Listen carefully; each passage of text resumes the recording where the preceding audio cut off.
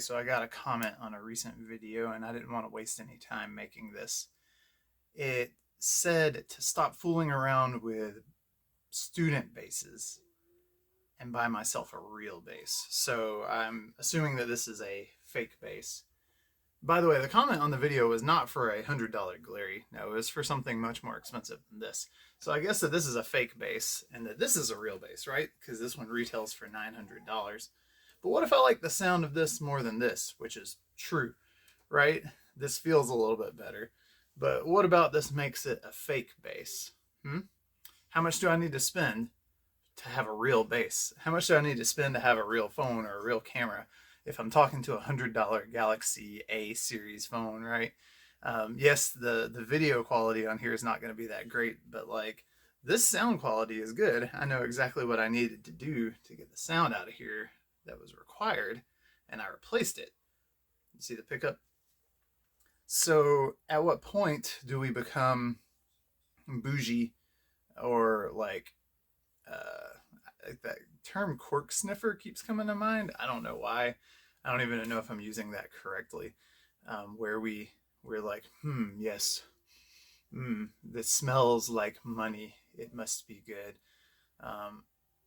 Yeah, like at what point is something real and at what point is it not real, right? Like if I use $100 bass in a music video, recorded songs with it, and a music video got like, let's say, over 800,000 views and is being used to make music that is being released for people to watch, does that mean that it's still a fake bass? Or is it a real bass at that point? Is it a real instrument that's being used to make real music, right? If somebody spends $2,000 on an instrument, but they just play it in their bedroom and it's a hobby, is that a real instrument that's being used just for their free time? I don't know. I think we probably should focus on what can we afford to get with our money based on our budgets, right? Even if somebody makes a lot of money, maybe they have to spend a lot of money. They have a lot of kids, they have an expensive mortgage.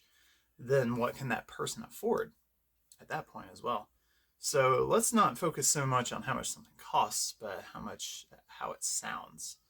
Now, I should note that this is a little bit loaded. The bass that this person left the comment on, yes, it was messed up. So I'm not naive. I know that quality control for something under a certain price range is less, and that's because these places where they make them have to reach a certain quota. So they're trying to crank basses out. But I think one reason that Glary does well is because they make a lot of instruments, and I'm sure they're made in China. It doesn't even say where it's made. I'm sure they're made in China. I'm sure they make a lot of them, but it's not a huge brand, so they're not trying to make 10,000, 5,000, whatever of these things. So they're not rushing, right?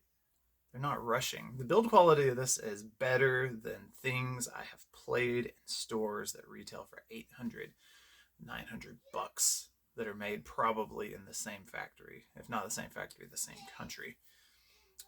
So just my thoughts. I don't even consider this a rant. I consider it the expressions of somebody who has played for a long time. He said don't mess with student basses. But like, by far a student.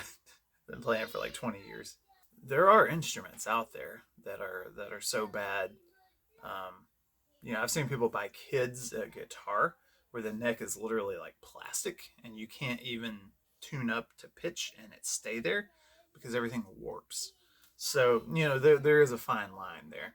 If something is constructed right with wood, usually maple I like for the neck, yeah, I mean, if you can tune it up to pitch and play it, it's a real instrument. And then if something sounds bad or whatever, you can fix that.